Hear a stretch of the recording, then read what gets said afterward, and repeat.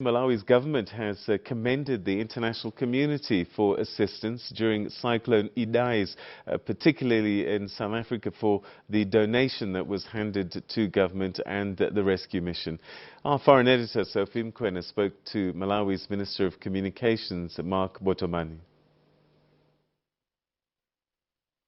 We experienced a very bad surge of Cyclone Idai. Beginning late 2018, going towards the beginning of, actually the end of 2018, the beginning of 2019, which had affected a lot of areas, particularly in the southern region and the eastern region of the country, and of course in some places of the northern region.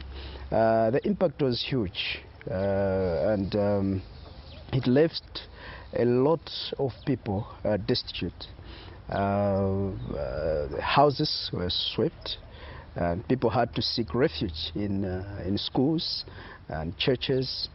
You know, and you would understand that that's the same period where agriculture activities take place. So it was the agriculture season, and so because of that, you would have that several fields of the people who had cultivated their crops, especially maize, had been swept away.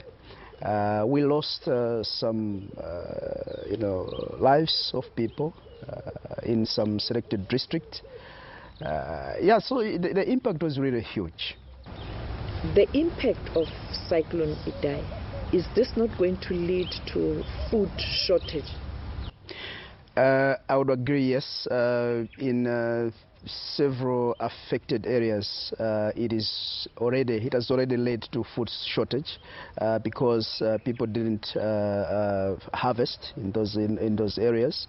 But we want to emphasize, I wanted to emphasize that because of the good policies that government had already put in place, you would remember that there was a time that we had surplus maize, because that's our main staple food.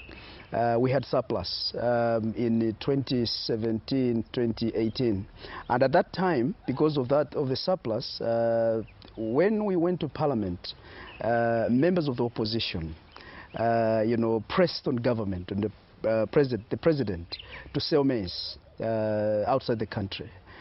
Because they said we have surplus, and people need to have money in their pocket, and so let's have this maize sold out.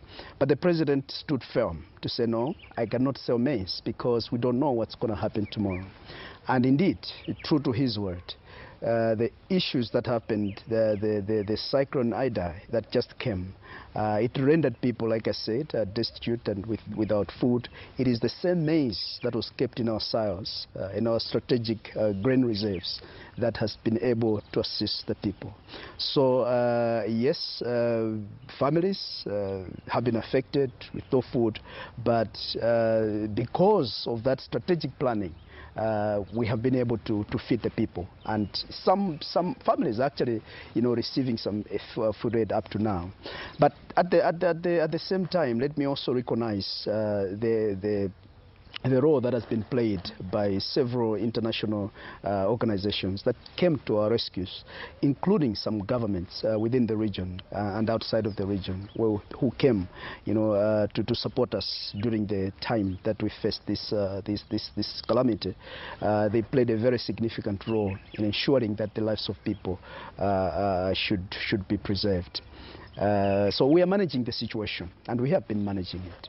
Do you think the international community responded on time?